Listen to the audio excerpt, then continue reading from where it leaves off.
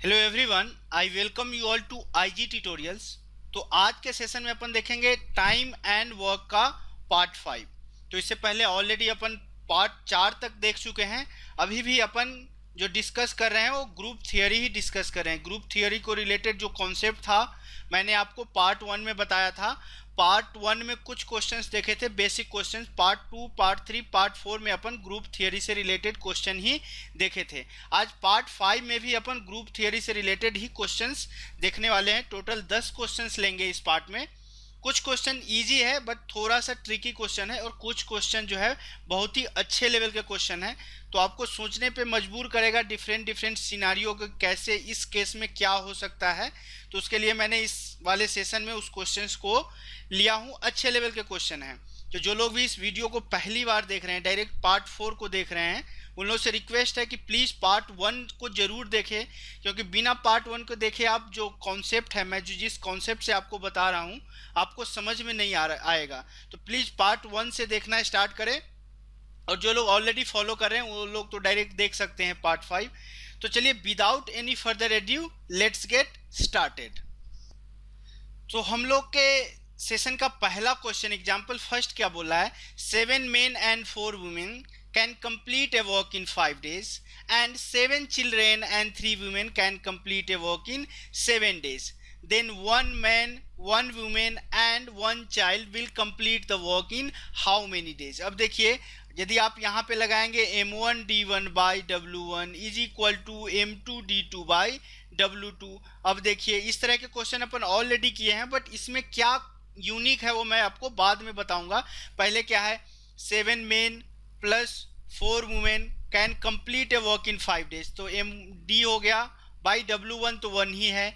m2 second case में क्या बोला है, 7 children plus 3 women can complete a piece of work in 7 days। अब यहाँ से देखिए आपके पास एक ही इक्वेशन है और आपको 3 वेरिएबल है। क्या, m, w और c 3 वेरिएबल है। तो एक इक्वेशन से 3 वेरिएबल में आप रिलेशन नहीं बिठा सकते। यदि आपको एक इक्वेशन आता, 2 वेरिएबल आता, तो उसके बीच यदि m और w के बीच में रहता तो आप m एंड w के बीच में आप रिलेशन निकाल लेते, या m और c के बीच में निकाल लेते, या w और c के बीच में रिलेशन निकाल लेते, और वहां से आपको एफिशिएंसी पता चल जाता। और इस तरह के क्वेश्चन अपन ऑलरेडी डिस्कस कर चुके हैं। बट इस केस में क्या है, आपको 3 क्वांटिटी दिए गए हैं और तीनों क्वांटिटी में आपको रिलेशन निकालना है।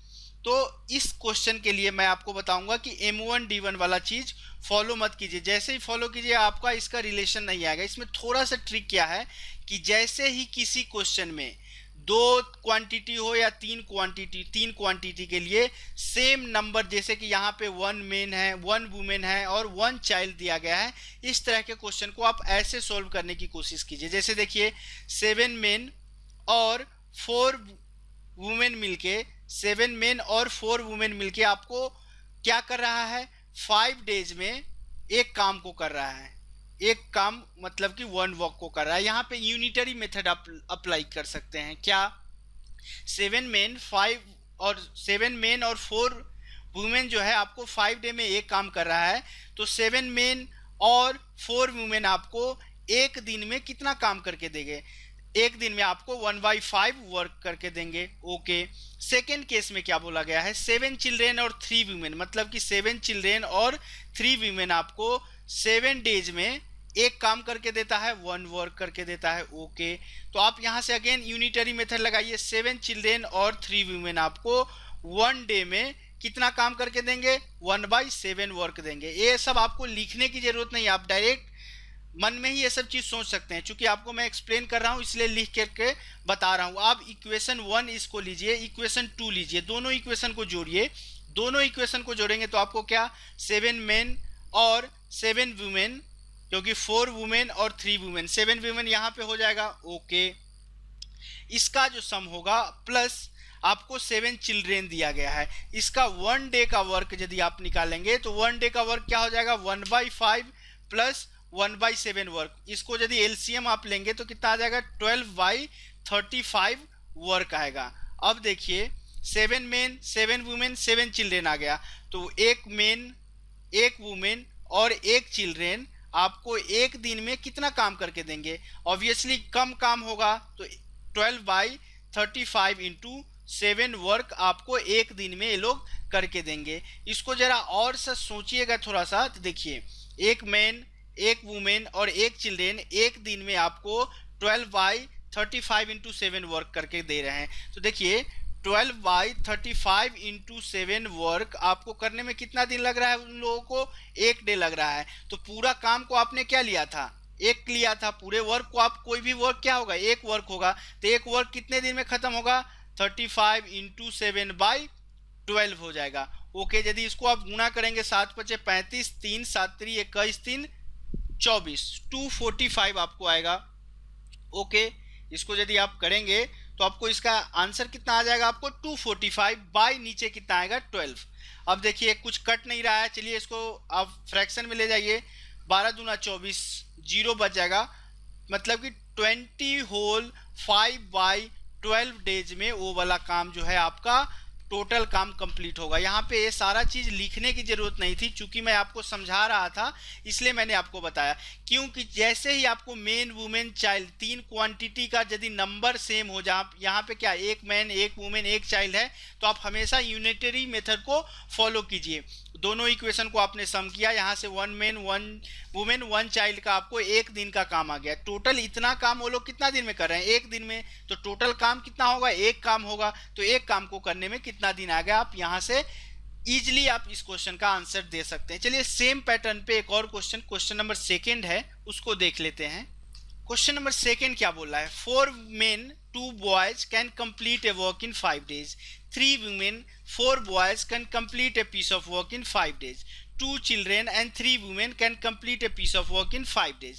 Then 1 man 1 woman and 1 child. Again इस तरह का क्वेश्चन है, आप ट्राई कीजिए। मैं ये नहीं बोल रहा हूँ कि हर एक केस में ये चीज़ लागू होगा, बट एक बार दिमाग को आप इधर भी दौड़ाइए कि क्या इसमें यूनिटरी मेथड भी अपन यूज कर सकते हैं। यहाँ पे चूंकि आपको 3 चीज़ दिया गया है, एक पहला वाला केस ए, दूसरा वाला केस ए और तीसरा वाला केस इस तरह से दिए गए हैं। तो यहाँ पे आप आराम से बना सकते हैं, जो m1d1/w1 से आप इक्वेशन बना सकते हैं, बट थोड़ा सा कॉम्प्लिकेटेड हो जाएगा। आप लास्ट में क्वेश्चन को देखें तो आपको यहाँ पे क्या है? 1 मैन 1 वुमेन 1 चाइल्ड आपको दिया गया है। तो यूनिटरी मेथड यूज कीजिए। देखिए पहला केस में क्या है? 4 मेन और 2 बॉयज। 4 मेन और 2 बॉयज कितना दिन में काम को खत्म कर रहा है? 5 दिन में। तो आपको एक डे में इनका काम कितना हो जाएगा? 1/5 काम हो जाएगा। सिमिलरली नेक्स्ट केस में क्या दिया गया आपको? 3 women and 4 boys. 3 women and 4 boys आपको एक दिन में कितना काम करके देंगे? चूंकि टोटल 5 डेज में काम कंप्लीट हो रहा है, तो एक दिन में आपको 1/5 वर्क दे देगा। सिमिलरली आगे दिया गया है 2 चिल्ड्रेन एंड 3 वुमेन। 2 चिल्ड्रेन और 3 वुमेन आपको, चूंकि ये भी आपको 5 दिन में काम करके दे रहे हैं, तो 1 डे में कितना काम करके देंगे? 1/5 वर्क करके देंगे। ओके, अब तीनों इक्वेशन को जोड़िए। 4 मेन यहाँ पे है और आपको कहीं और पे 4 मेन दिया गया है क्या? 2 children and 3 women. Okay, 5 days में कर रहे हैं। 3 वुमेन एंड ये वाला, चलिए एक बार और क्वेश्चन को देख लेते हैं। तो एक्चुअली यहाँ पे चिल्ड्रेन लिखा हुआ था, ये चिल्ड्रेन नहीं होकर के यहाँ पे मेन होगा। मैंने इसको अभी यहाँ पे जो मिसटाइप था उसको मैंने सुधारा है, तो ये आपका 2 मेन हो जाएगा। चलिए मेन वाला काउंट करते हैं। 4 मेन और 2 मेन 6 मेन प्लस, अब देखिए 3 वुमेन यहाँ पे दिया गया है और 3 वुमेन यहाँ पे दिया गया है। 3 वुमेन और 3 वुमेन कितना हो जाएगा? 6 वुमेन यहाँ पे हो जाएगा। 2 बॉयज और 4 बॉयज, 6 बॉयज यहाँ पे हो गया। इसका 1 डे का काम कितना होगा? 1 डे का काम 1/5 प्लस, चलिए एक बार जोड़ ही देते हैं, 1/5 प्लस 1/5। इस तरह से यदि आप सम अप करेंगे तो आपको 3/5 वर्क आएगा टोटल। ओके, अब आपसे पूछा गया है 1 मैन 1 वुमेन 1 चाइल्ड के बारे में, तो 6 कॉमन ले सकते हैं। तो 1 मैन 1 वुमेन एंड 1 बॉय एक दिन में कितना काम करके देंगे? एक दिन में कितना काम करेंगे? 3/5 पहले था, बाई 6 हो जाएगा। ओके, अब देखिए 3/30 यानी कि 1/10 वर्क जो है वो 1 मैन 1 वुमेन और 1 बॉय मिलके आपको कितना दिन में करके दे रहे हैं? 1 डे में करके दे रहे हैं। तो एक वर्क करने में उन लोगों को कितना टाइम लगेगा? एक वर्क करने में उन लोगों को 10 डेज लगेंगे। ओके, अब देखिए यहाँ पे एक और चीज लास्ट में दिया गया है कि एफिशिएंसी इज डबल। जब एक मैन एक वुमेन और एक बॉय कर रहा है उस काम को, लेकिन एफिशिएंसी डबल कर दिया गया है। तो एक काम को करने में यदि 10 डेज लग रहा है तो आप यदि एफिशिएंसी ज़्यादा करेंगे, डबल एफिशिएंसी कर देंगे, एफिशिएंसी को जब आप डबल करेंगे तो काम कितना दिन में होगा, कम टाइम में। एफिशिएंसी का फर्स्ट पार्ट में मैंने आपको बताया था, क्या बताया था, यदि m is equal to 2 women है तो इस तरह से करके मैंने बताया था। जैसे ही एफिशिएंसी डबल करेंगे आपको नंबर ऑफ डेज क्या होगा, उसमें 2 से भाग हो जाएगा, मतलब 10/2 which will be equal to 5 days. इस क्वेश्चन का राइट आंसर आपको हो जाएगा। क्यों? क्योंकि सेम एफिशिएंसी के साथ कर रहा था तो 10 डेज में काम खत्म हो रहा था। एफिशिएंसी अब तीनों का तीनों अपना डबल कर लिया है तो वो काम आपको 5 डेज में अब खत्म हो जाएगा। चलिए क्वेश्चन नंबर 3 को देखते हैं। क्वेश्चन नंबर 3 क्या बोल रहा है, 2 मेन और, यहाँ पे और देखिए, पहले हम लोग एंड वाला केस लेते थे और लेते थे। देखिए Ram and Shyam did this work in 5 days, इसका मतलब कि राम भी इन्वॉल्व था और श्याम भी इन्वॉल्व था उस काम को करने में। यदि इस चीज को बोले कि राम और Shyam did this work in 5 days, इसका मतलब राम अकेले 5 दिन में किया और श्याम भी अकेले 5 दिन में किया, और का मतलब यही है। तो 2 मेन और 5 वुमेन और 7 boys can finish A work in 469 days. इसका मतलब क्या हुआ, नंबर ऑफ डेज आपको क्या है, कांस्टेंट दिया गया है, मतलब कि 2 मेन जो होगा वो आपको 5 वुमेन के बराबर हो जाएगा और वही आपको 7 बॉयज के बराबर होगा। यदि आपको समझ में नहीं आ रहा है तो ऐसे कर सकते हैं, M1D1 लगाइए, 2 मेन कितना 469 डेज में कर रहा है, वही काम 5 वुमेन आपको 469 डेज में कर रहा है, वही काम आपको 7 बॉयज जो है आपको 469 में कर रहा है। 469 सब जगह से कट गया, मतलब 2m is equal to 5 women is equal to 7 boys. यहाँ से आगे ऐसे भी आप कर सकते हैं, क्योंकि इस चीज को करने की जरूरत नहीं थी, मैंने डायरेक्ट इस वाले इक्वेशन को लिख लिया क्योंकि यहाँ पे और वाला कंडीशन दिया था। चलिए इक्वेशन 1 ले लिए। सेकेंड केस में बोला है then the number of days taken by 7 men plus 5 women, यहाँ पे देखिए एंड दिया गया है, मतलब कि आपको ऐड करना होगा 5 वुमेन प्लस 2 बॉयज, कितने दिनों में उसी काम को करेंगे। तो चलिए इसको नंबर ऑफ डेज को डी ले लेते हैं, किसी एक इक्वेशन से आप इक्वेट कर दीजिए। चलिए अब आप इक्वेट कर रहे हैं, मेन के केस में ही आप इसको इक्वेट करना चाह रहे हैं, तो 2 मेन उस काम को कितना दिन में कर रहे हैं, 469 में। यहाँ भी अपन M1D1/W1 is equal to M2D2/WT ही यूज किए हैं। चूंकि राइट साइड में मेन है तो हम लोग के पास इक्वेशन भी है पहला, तो सारे क्वांटिटी को W को भी और B को भी अपन मेन में कन्वर्ट करेंगे। तो 7 मेन ये हो गया, 5 वुमेन इज इक्वल टू कितना है, 2 मेन है। अब देखिए 7 बॉयज बराबर आपको 2 मेन दिया गया है, तो 2 बॉयज बराबर आप कितना लिख सकते हैं, 2 बॉयज इज इक्वल टू आप लिख सकते हैं 4/7 मेन लिख सकते हैं ऑब्वियसली। तो चलिए 4/7 मेन आपका हो गया, into D is equal to 2m into 469। अब मेन हर जगह से कट जाएगा, ओके। अब आपका क्या बचा, 7 2 9, 9 plus 4/7, 9 7 63 4 67, 67/7 into D which will be equal to 2 into 469। 69 से कटना चाहिए इसको, यदि ये 6 7 42 7 7 49, चलिए 7 टाइम्स कटा, मतलब D का वैल्यू कितना आया, 7 into 7 into 2 which will be equal to 7 7 49 दूना 98, मतलब कि D का वैल्यू आपको 98 डेज आया। तो इस क्वेश्चन का राइट आंसर आपको हो जाएगा 98 days, option C will be our right answer. चलिए क्वेश्चन नंबर 4 को देखते हैं अपन। क्वेश्चन नंबर 4 क्या बोल रहा है, देखने में थोड़ा ज्यादा ही कॉम्प्लिकेटेड क्वेश्चन लग रहा है, चलिए इसको रीड आउट करता हूं। 450 men days of work, main days कहने का क्या मतलब, मेन डेज मतलब कि आपने m मतलब रिसोर्स और डेज को आपने क्या किया है, मल्टीप्लाई किया है। आपको पता है कि m इंटू डी आपको देता है वर्क, मतलब कि आपको दिया गया है 450 मेन डेज, मतलब कि ये चीज आपको वर्क दिया गया है 450 मेन डेज ऑफ वर्क। यहाँ लिखा भी हुआ है is completed by certain number of people, मतलब कि सपोज मान लेते हैं m number of people 450 men days को कंप्लीट करता है in certain days, okay. If the number of people are increased by 27, चलिए इसको लिख करके बताते हैं और आपको बताते हैं कि क्यों इस क्वेश्चन में आपको कंफ्यूज किया गया था। देखिए m पीपुल को आपने d दिनों तक क्या किया है, रिक्रूट किया है, तो आपको 455 मेन डेज मतलब 450 आपका वर्क है। अब नेक्स्ट केस में क्या बोला है कि number of people is increase by 27, मतलब कि m को 27 से इंक्रीज करता है, then the number of required days to complete the work reduced by 15 days. अब डे जो है आपको 15 से घट जाता है, इस केस में भी आपको 469 वर्क ही होता है। ओके आपसे पूछा क्या गया है, number of days taken by 27 main. 27 main कितना दिन लेगा उस काम को खत्म करने में, क्या बोला है, number of days taken by 27 men to complete the 3 times of the original work. Original work आपको कितना है 450, सॉरी ये 450 होगा, 450 आपका ओरिजिनल वर्क है, इसका ट्रिपल वर्क कितने दिनों में खत्म हो जाएगा 27 मेन के द्वारा। अब आप सेकेंड वाला केस को देखिए, क्या इसका कहीं पे रोल है, नहीं है। ये वाला चीज जो आपको जस्ट कंफ्यूज करने के लिए क्वेश्चन में दिया गया था। अब आपके पास ए इक्वेशन है और ए इक्वेशन है, दोनों इक्वेशन से आप इजिली जो है क्वेश्चन का आंसर दे सकते हैं। कैसे क्वेश्चन का आंसर दे सकते हैं उसको मैं आपको बताता हूं। आप बोलेंगे कि यहाँ m और d है, m और d यहाँ पे है, d कैंसिल आउट हो जाएगा, m बचेगा।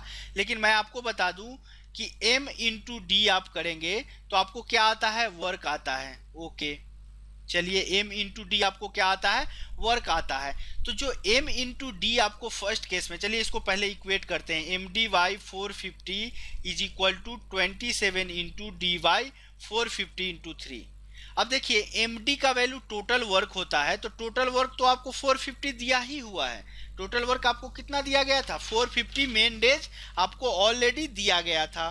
ओके तो इस चीज से आप क्या निकाल सकते थे, इस चीज से आप यही निकाल सकते हैं कि एमडी का जो वैल्यू होगा वो भी 450 होगा, ऊपर नीचे कट गया। ओके इसका मतलब 27 into D is equal to 450 into 3 आया, क्योंकि एमडी का भी वैल्यू आपको 450 ही आएगा। इस क्वेश्चन को मैं दूसरी तरफ से भी एमडी को रख के भी क्वेश्चन को सॉल्व करके दिखाऊंगा, बट वो थोड़ा सा लेंदी प्रोसेस होगा। अब यहाँ पे कैंसिल करने की कोशिश कीजिए, 9 3 27, 9 5 45, 3 से 3 कट गया, मतलब डी का वैल्यू आपको कितना आया, डी का वैल्यू आपको 50 डेज आ गया। मतलब कि 27 आदमी जो है उस काम के ट्रिपल काम को कितने दिनों में खत्म करेगा, 50 डेज में। तो इसका राइट आंसर आपको option A 50 days will be our right answer. चलिए एमडी को रख के देखता हूं कि कैसे इस क्वेश्चन को सॉल्व किया जा सकता है।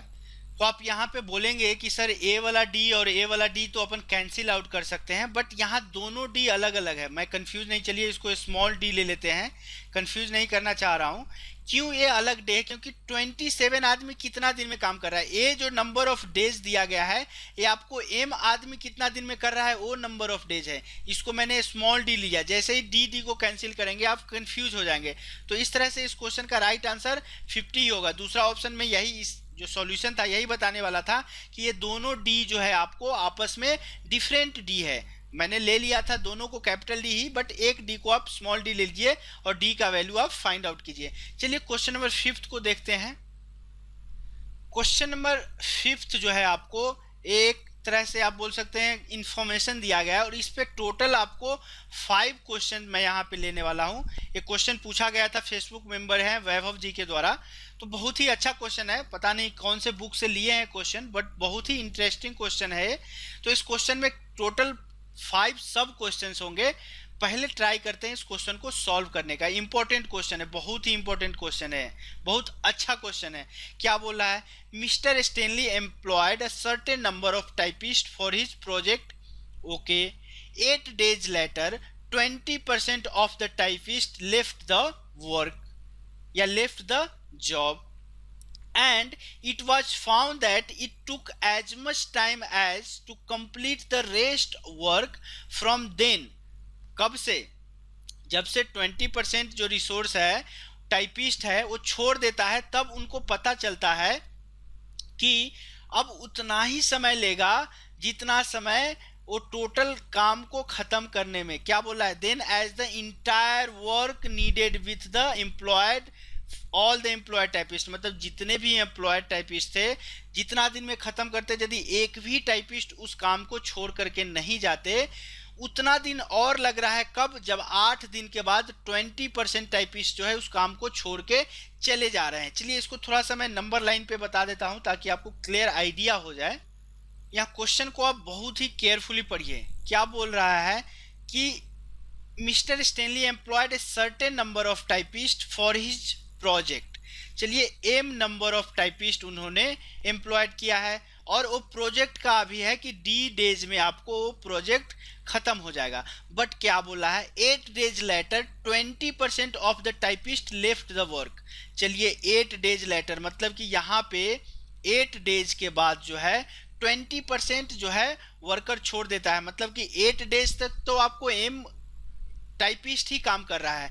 8 डेज के बाद जो हो रहा है वहां पे आपको क्या हो रहा है, टोटल एम्प्लॉय एम है, 20% यदि छोड़ के चला गया तो अब आपके पास कितना बचा, 4m बाई 5 एम्प्लॉय टोटल बचा। टाइपिस्ट ले सकते हैं या मेन ले सकते हैं, 4m बाई 5 मेन आपके पास बचा हुआ है।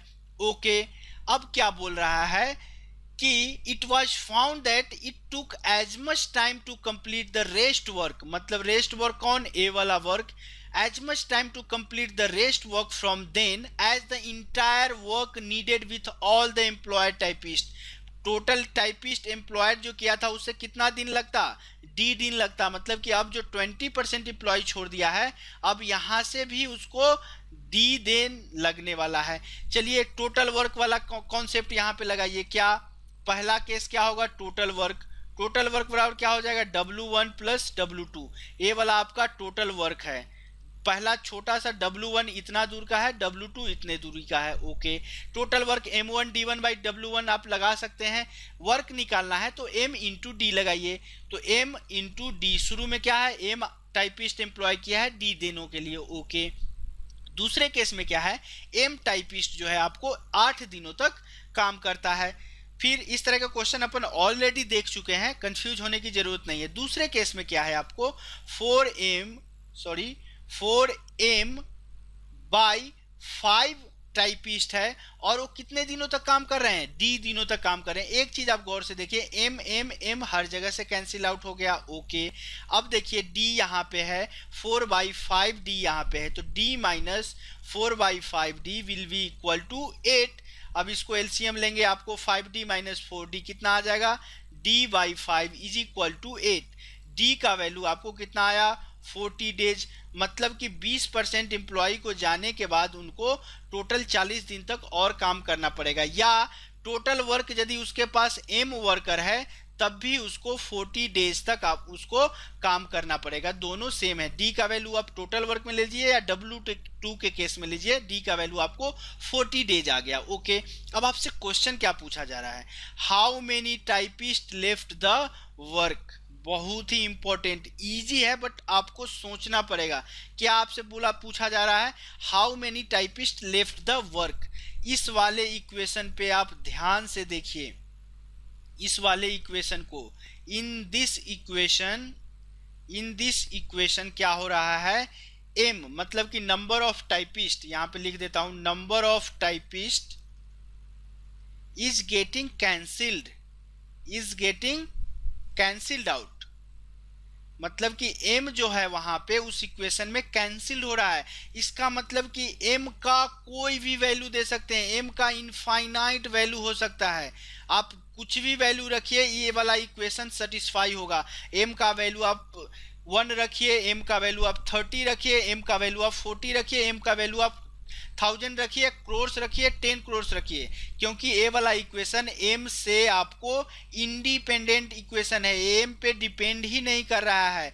इसका मतलब m का कोई भी वैल्यू इस कंडीशन को, इस इक्वेशन को सेटिस्फाई करेगा।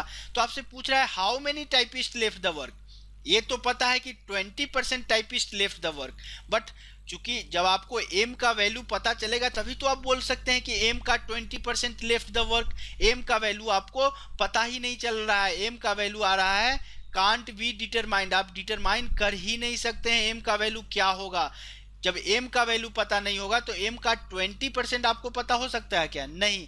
इसका मतलब how many typist left the work, इस क्वेश्चन का राइट आंसर होगा can't be determined, we can not calculate the number of typist were employed for that job. उस जॉब के लिए कितने टाइपिस्ट को एम्प्लॉय किया गया था वो हम लोग को पता नहीं और हम लोग कैलकुलेट भी नहीं कर सकते थे। तो इस तरह से इस क्वेश्चन का आंसर होगा कांट बी डिटरमाइंड। चलिए एग्जाम्पल 6 को देखते हैं। अगेन सेम आपको डेटा दिया गया है, उस पर क्वेश्चन पूछा गया था। अपन एक वाला चीज जस्ट निकाले थे कि डी का वैल्यू जो नंबर ऑफ डेज है वो 40 डेज आया था। ओके, ये इसको अपन दिमाग में रखना है। आपसे क्वेश्चन क्या पूछा गया है, minimum how many typist could be employed. अब आपसे यहाँ पे ये नहीं पूछा गया कि कितने टाइपिस्ट एम्प्लॉयड किए गए हैं। क्यों? क्योंकि आपसे टाइपिस्ट कितना था वो आप पता ही नहीं लगा सकते हैं, इसलिए यहाँ से आपसे पूछा गया है कि मिनिमम नंबर टाइपिस्ट का पूछा गया है। अब आपको ये पता है कि नंबर ऑफ टाइपिस्ट क्या हो सकता है। क्या नंबर ऑफ टाइपिस्ट 1.2 हो सकता है, 2.3 हो सकता है? नहीं, नंबर ऑफ टाइपिस्ट तो आपको हमेशा इंटीजर में ही होगा ना, इधर 1 2 3 4 5 6 ऐसे इंटीजर में ही होगा नंबर ऑफ टाइपिस्ट।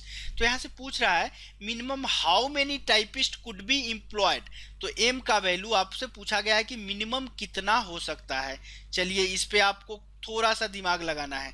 यदि आप 10 लेते हैं टोटल एम्प्लॉय यदि आप 10 लेते हैं या टोटल टाइपिस्ट, तो लेफ्ट कितना हो रहा है, लेफ्ट क्या हो रहा है, 20% लेफ्ट हो रहा है। मतलब कि जो निकल के चला जाता है, जॉब छोड़ के चले जाते हैं, इस केस में 2 आएंगे, 5 के केस में 1 आएगा, 15 के केस में 3 आएगा। अब देखिए टोटल एम्प्लॉय आपके पास 4 है, सॉरी, तो ये तो आपको फुलफिल कर रहा है कि total number of employ integer में है। बट एक और कंडीशन बोल रहा है कि 20% of the typist left the work. अब 4 का 20% निकालेंगे तो 0.8 आएगा। क्या 0.8 टाइपिस्ट वर्क को लेफ्ट करके जाता है? ये तो इंटीजर नहीं है, मतलब कि ऑप्शन डी तो यहीं से कैंसिल आउट हो गया। अब आपसे पूछा गया है मिनिमम नंबर ऑफ एम्प्लॉय। अब देखिए ऑप्शन ए भी सेटिस्फाई कर रहा है, दोनों वैल्यू आपको इंटीजर है, टोटल नंबर ऑफ टाइपिस्ट भी और जो लेफ्ट करके जाते हैं, छोड़ के जाते हैं, वो भी, ये भी इंटीजर, ये भी इंटीजर, ये भी इंटीजर। अब आपसे चूज करना है मिनिमम, तो मिनिमम आपको क्या हो जाएगा, मिनिमम दोनों केस में आपको इंटीजर आ ही रहा है, तो मिनिमम जो नंबर ऑफ एम्प्लॉय होगा या मिनिमम नंबर ऑफ टाइपिस्ट होगा वो कितना होगा, मिनिमम नंबर ऑफ टाइपिस्ट आपको 5 होगा। तो इस तरह से इस क्वेश्चन का right answer option B will be our right answer. चलिए क्वेश्चन नंबर 7 को देखते हैं। अगेन क्वेश्चन नंबर 7 क्या बोल रहा है, ये डेटा तो सेम है, डेटा से जो हम लोग को निकालना था नंबर ऑफ डेज और एम का वैल्यू नहीं कैलकुलेट कर सकते, ऑलरेडी अपन निकाल चुके हैं। क्वेश्चन नंबर 7 क्या बोल रहा है, what could be the number of typist remained at work when 20% of the employ और employed typist left the work. मतलब कि बोल रहा है कि 20% लेफ्ट कर देता है, छोड़ देता है, तो आपको 80% जो है एम्प्लॉय बचता है। ओके, वो एम्प्लॉय कौन हो सकता है, ये बोल नहीं रहा है, जस्ट पॉसिबल आंसर बोल रहा है, ये पक्का नहीं बोल रहा है कि इतना ही नंबर होगा, क्योंकि अपन ऑलरेडी देख चुके हैं कि एग्जैक्ट फिक्स्ड वैल्यू एम का आपको नहीं आ सकता है। तो आपसे पॉसिबल वैल्यू पूछा गया है। ओके, अब आपसे पूछा गया कि कितना रिमेंड है, मतलब कि 80% जो वैल्यू है, 80% जो नंबर ऑफ एम्प्लॉय का वैल्यू है वो आपसे यहाँ पे पूछा गया है। ओके, तो अब देखिए लेफ्ट कितना है, 20% छोड़ के गया है, रिमेंड कितना है, 80% छोड़ के गया है, टोटल कितना हो जाएगा, 100% हो जाएगा। चूंकि यहाँ पे नंबर ऑफ टाइपिस्ट की बात हो रही है, तो नंबर ऑफ टाइपिस्ट आपको हमेशा इंटीजर लेना पड़ेगा। जस्ट यही वाला कॉन्सेप्ट इस वाले क्वेश्चन में यूज किया गया है, तीनों का तीनों चीज आपको हमेशा इंटीजर होना चाहिए। अब आपको 80% का जो वैल्यू दिया गया है कि व्हाट कुड बी वैल्यू, 80% जो है रिमेंड बचा हुआ है, उसका ऑप्शन दिया गया है, आप ऑप्शन पे अटैक कीजिए।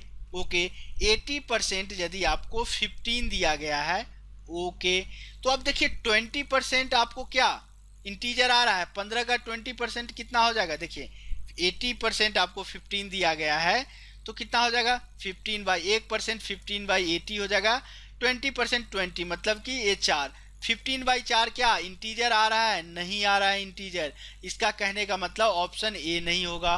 ऑप्शन बी पे आप चलिए, ऑप्शन बी क्या है, 80% 18 दिया गया है, 80% जो है आपको 18 दिया गया है। 20% के लिए केस में देखिए, या 100% कोई एक केस आप कैलकुलेट कर सकते हैं, 18/80 इंटू 20 हो जाएगा, मतलब कि 4, क्या ये भी इंटीजर आ रहा है, नहीं आ रहा है इंटीजर।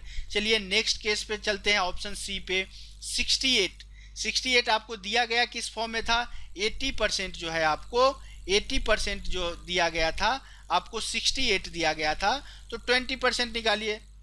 देखिए 80% 68 है तो 20% कितना होगा 1/4 17 आ रहा है। क्या 17 इंटीजर है? हाँ इंटीजर है। चलिए अब क्यों ना हम लोग 100% पे गौर करें। जब 20% आपको 17 इंटीजर आ गया तो 100% तो ऑलरेडी आपको 85 आ गया, ये भी आपको इंटीजर हो जाएगा। तो इस तरह से इस क्वेश्चन का राइट आंसर ऑप्शन सी होगा। बट ऑप्शन डी क्यों नहीं होगा उसको भी एक बार देख लेते हैं। 80% आपको 78 दिया गया है तो 20% क्या होना चाहिए? 78 का बाई 4 होना चाहिए। 78 का बाई 4 आपको कितना आ जाएगा? 1976, 19.5। ये भी आपको इंटीजर नहीं है। तो इस क्वेश्चन का right answer option C will be our right answer. कुछ भी नहीं है, जस्ट आपका लॉजिकल थिंकिंग था इस क्वेश्चन में। और मैं बता दूं कि इस तरह के क्वेश्चन एसबीआई पीओ मेंस में पूछे गए थे, इसी तरह के नहीं, सेम पैटर्न के नहीं, बट कुछ दिया गया था रिटन में आपको इंफॉर्मेशन और जस्ट आपको लॉजिकल थिंकिंग करके 2-4 कैलकुलेशन तो थे जैसा कि अपन नंबर ऑफ डेज लिए, बट बाकी का क्वेश्चन जो दिया गया था वो आपको लॉजिकल थिंकिंग पे ही दिया गया था। चलिए क्वेश्चन नंबर 8 को देखते हैं। क्वेश्चन नंबर 8 क्या दिया गया है? What is the actual number of days required when it is done with actual workforce throughout the completion? D ही था और डी का वैल्यू हम लोगों ने 40 डेज निकाला था। चलिए इस क्वेश्चन का राइट आंसर ऑप्शन सी हो गया। चलिए क्वेश्चन नंबर 9 को देखते हैं। तो चलिए ए वाला क्वेश्चन अच्छा क्वेश्चन है। क्या बोला है? ए वाला इंफॉर्मेशन आपके पास है, इस इंफॉर्मेशन से आपने डी का वैल्यू 40 लाया था, M can not be determined आया था, ये दो चीज आया था। क्या बोला है? 16 days after the 20% typist left the job. मतलब कि जब 20% टाइपिस्ट जॉब छोड़ता है उसके 16 दिन के बाद it was decided to complete the work on time. मतलब कि ऐसा डिसाइड किया गया कि उस काम को 40 दिन के अंदर ही खत्म करना है, क्योंकि टाइम क्या है उस काम के लिए? 40 डेज। तो 40 डेज के अंदर ही काम को खत्म करना है। कैसे खत्म करना है? By increasing the workforce. Workforce मतलब कि नंबर ऑफ टाइपिस्ट को इंक्रीज करके। By how much percent increase in workforce is required. Okay, अब देखिए यहां से इस केस में क्या बन रहा है? एम आदमी जो है आपको 40 डेज तक काम कर रहा है। शुरू में क्या दिया गया था? 8 डेज तक आपको टोटल रिसोर्स काम किया है। एम जो है 8 डेज तक, टोटल रिसोर्स 8 डेज तक काम किया है। अब क्या बोला है? यहाँ पे 20 रिसोर्स छोड़ के चला जा रहा है 20%, मतलब कि 4m बाई 5 रिसोर्स यहाँ होगा। ये कितने दिनों तक खत्म कर रहा है? बोला है कि 16 days after the 20% typist left the work. मतलब कि जो 20% टाइपिस्ट लेफ्ट करता है, काम को छोड़ के जाता है, उसके 16 डेज के बाद दूसरा सिनेरियो होता है। मतलब कि जो 80% रिसोर्स है वो 16 डेज तक काम करता है। ओके, अब क्या बोला है? यहाँ पे क्या हो रहा है कि नंबर ऑफ रिसोर्सेस को इंक्रीज किया जाता है। नंबर ऑफ रिसोर्सेज को इंक्रीज कैसे किया जाता है वो आपको देखना है और फाइंड आउट करना है कि find how much percent increase the work enforcement या work force is required. M को कितना परसेंट से यहाँ पे इंक्रीज किया गया है, यही आपसे पूछा गया है। तो एम देखिए यहाँ पे पहले था एम, अब 4m/5 हो गया, बट आपको वर्क फोर्स में कितना परसेंट का इंक्रीज करना है ये आपसे फाइंड आउट करना है। तो टोटल वर्क फोर्स क्या है आपका? एम है। तो अभी हम लोग ले लेते हैं कि एम को ए से गुना कर दिया गया है। अभी हम लोग को पता नहीं है कि कितना परसेंट का इंक्रीज हो रहा है। अब देखिए 8 दिनों तक एम आदमी काम किया, 4m आदमी जो है 16 डेज तक काम किया, तो बाकी डेज कितना बचा? 16 8 24 मतलब 16 डेज बचेगा। अब आप सेम कॉन्सेप्ट यूज कीजिए। टोटल वर्क क्या हो जाएगा आपको यहाँ पे इस केस में? W1 plus W2 plus W3। Total work मतलब M इंटू डी होता है। M कितना है? M into 40 is equal to W1 इस केस को लिए हैं, W2 इस केस को लिए हैं, W3 इस केस के लिए हैं। W कितना हो जाएगा? M आदमी 8 दिनों तक काम करता है। अगेन 4m/5 आदमी जो है 16 दिन तक काम करता है। अगेन m इंटू ए, हम लोग को पता नहीं है, ए का वैल्यू ही हम लोग को कैलकुलेट करना है। सॉरी, ये 16 दिनों तक 16 डेज तक काम करता है। चलिए अब ये इक्वेशन बहुत ही इजी इक्वेशन आप लोगों को लग रहा होगा। m m m अगेन यहाँ पे कैंसिल आउट हो गया। 40 इज इक्वल टू ये क्या हो जाएगा? 8 16 चौका 64/5 64/5 प्लस 16a हो जाएगा। 16a को इस साइड लाए तो 40 - 8 कितना हो जाएगा? 32 - 64/5 हो जाएगा। ओके, 32 यदि इसको आप कैंसिल आउट करेंगे तो कितना आ जाएगा आपको? 5 इकाई 5, 5 दूना 10, 5 अट्ठे 40, मतलब 12.8। 32 माइनस 12.8 आपको आ जाएगा 19.2। तो 16 ए का वैल्यू 19.2 आया, तो ए का वैल्यू कितना हो जाएगा 19.2 बाई 16। इसको यदि आप काटेंगे 16 इकाई 16 3 16 दूना 32, मतलब 1.2। तो एम को आपने क्या किया है 1.2 टाइम्स यहाँ पे किया है, तो इसका मतलब इंक्रीज आपने किया, कितना किया, एम तो ऑलरेडी 100% था, आपने उसको 1.2, एम यदि परसेंटेज में यदि आप बात करें तो एम 100% था, 1.2 को परसेंटेज में चेंज करेंगे तो 120%, तो इंक्रीज कितने का होगा 20% का। या यदि आप एम को 1 मानते हैं तो एम तो 1 पहले से था, उसको 1.2 किया, मतलब कि परसेंटेज इंक्रीज कितना होगा उसमें 20% का इंक्रीज होगा। तो इस क्वेश्चन का right answer option D will be our right answer. तो चलिए आज के सेशन का लास्ट क्वेश्चन, क्वेश्चन नंबर 10 को देखते हैं। क्वेश्चन नंबर 10 भी बहुत ही इंपॉर्टेंट क्वेश्चन है। इंपॉर्टेंट इन द सेंस ये नहीं कि बहुत ज़्यादा कैलकुलेशन है, इंपॉर्टेंट इन द सेंस कि आपको कुछ चीज़ें अपनी तरफ से सोचने पड़ेंगे। इजी क्वेश्चन है बट आपको अपनी तरफ से भी सोचना पड़ेगा। क्या बोल रहा है, a contractor employed a certain number of worker to finish construction road in a certain schedule time. चलिए कोई ऐसा है कि कोई कॉन्ट्रैक्टर है, certain number of people, suppose M आदमी को उन्होंने क्या किया, डी डेज तक एम्प्लॉयड किया है कि आपको डी डेज में जो रोड का कंस्ट्रक्शन है उसको खत्म करना है। आगे क्या बोला है, some time later when a part of work has been done he realize that work get delayed by 3/4 of the schedule time. चलिए कुछ दिनों के बाद उन्होंने, यहाँ पे भी एम आदमी होगा, कुछ दिनों के बाद, सपोज D1 डेज के बाद अपन ले लेते हैं, या D1 डेज ले लीजिए या एक्स ले लीजिए, जो भी आपको मानना है, एक्स डेज या D1 डेज के बाद वो रियलाइज करता है कि जो काम है वो 3/4 से डिलेड हो रहा है, मतलब कि 75% डिले हो रहा है। मतलब कि पहले यदि उसको D डे लग रहा था काम करने में, उन्होंने एस्टिमेट किया था, अब D का 3/4 क्या हो रहा है, बढ़ रहा है टाइम, मतलब D प्लस D इंटू 3/4 बढ़ रहा है। इसका मतलब कि 7D/4 अब ये टाइम जो है, ये वर्क जो है, ये कंस्ट्रक्शन वर्क जो है आपको इतना दिन में हो रहा है। ये रियलाइज करता है कब, कुछ दिनों के बाद, यानी कि D1 दिनों के बाद ये चीज रियलाइज होता है कि टोटल काम जो खत्म होगा वो आपको 7D/4 डेज में खत्म होगा। उन्होंने पहले एस्टिमेट किया था कि D डेज में ही खत्म कर देंगे, बट कुछ दिनों के बाद D1 डेज के बाद उन्होंने रियलाइज किया कि 7D/4 डेज में ये काम खत्म होगा। आगे क्या बोला जा रहा है, so he at once double the number of worker, मतलब कि D1 डेज के बाद क्या कर रहा है कि नंबर ऑफ वर्कर को डबल कर दिया, मतलब कि इतना तक के केस में उन्होंने 2M कर दिया है अब work, and thus manage to finish the work on time. अब D1 डेज तक है तो ये कितना हो जाएगा, चूंकि उसको काम खत्म करना था, एस्टिमेटेड काम कितना दिनों में खत्म करना था, D डेज में ही खत्म करना था, तो D डेज में ही वर्क ऑन टाइम खत्म करने के लिए क्या है, D1 डेज में ऑलरेडी काम कर चुका है, तो वर्क ऑन टाइम होने के लिए ये वाला केस कितना होगा, D माइनस D1 हो जाएगा। इतना काम आपका W1 का है, इतना काम आपको W2 का है।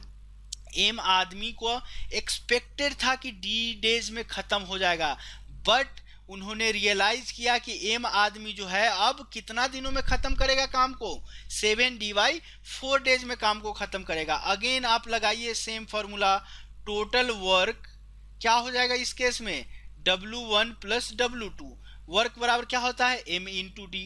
पहले केस में M इंटू डी आप बोलेंगे तो डी को बोलेंगे कि नहीं है, जो नंबर ऑफ डेज है वो तो डी होना चाहिए, लेकिन नहीं, डी नहीं हो करके अब नंबर ऑफ डेज जो होगा 7D/4 होगा। क्यों, क्योंकि वो तो डी जो है एक्सपेक्टेशन था, बट एक्चुअल में उसको यदि सेम चीज से काम करते रहता तो उसको कितना दिन लगता, 7D/4 डेज लगता, क्योंकि 3/4 से जो है काम जो है डिलेड हो रहा था। तो 7D/4 is equal to W1 के केस में क्या होगा, M into D1 plus W2 के केस में क्या होगा, 2M into D minus D1। अब देखिए M M M again cancel out हो गया, ये आपको कितना बचा, D1 इज इक्वल टू आपको बचा 7D/4 प्लस प्लस नहीं होगा, उस साइड यदि आप ले जाएंगे तो आपको ये माइनस में आ जाएगा, -2d माइनस माइनस प्लस हो जाएगा, आपको 2d1 आ गया।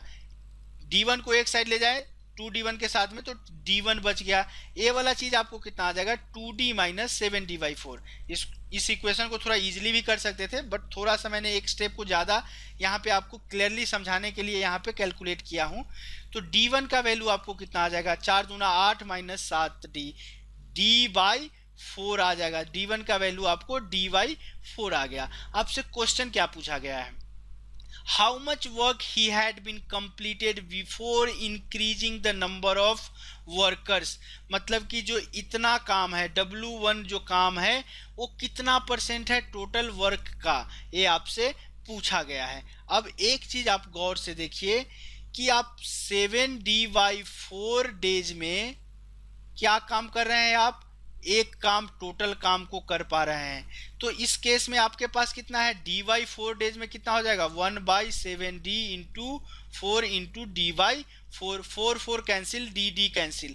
तो d/4 डेज में आप कितना काम कर रहे हैं 1/7 वर्क कर रहे हैं। तो टोटल काम का 1/7 और 1/7 का आपको पता है कि इसका वैल्यू होता है 14.28%। मतलब कि 1/7 काम W1 जो है 1/7 काम उन्होंने खत्म किया है। तो टोटल काम का कितना % होगा 14.28% will be our right answer. I hope आपको इस सेशन में मैं कहीं भी आपको कंफ्यूज नहीं किया होऊंगा, क्योंकि क्वेश्चन बहुत अच्छे लेवल का है।